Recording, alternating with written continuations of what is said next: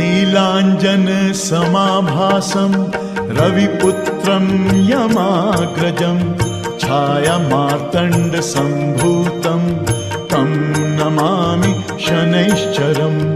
नीलाञ्जनसमाभासं रविपुत्रं यमाग्रजं छायामार्तण्डसम्भूतं तं नमामि शनैश्चरम्। नीलाञ्जनसमाभासं रविपुत्रं यमाग्रजं छायामार्तण्डसम्भूतं तं नमामि शनैश्चरम्। नीलाञ्जनसमाभासं